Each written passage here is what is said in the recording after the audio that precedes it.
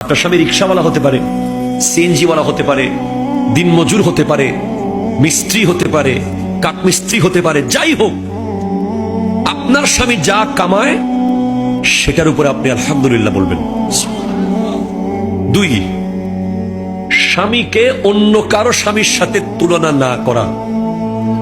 কথা বলেন না, অনেক সময় বলে না, অমুকে বিদেশ থেকে এটা আনছে, অমুকে এটাও তার বিবিকে কিনে দিয়েছে।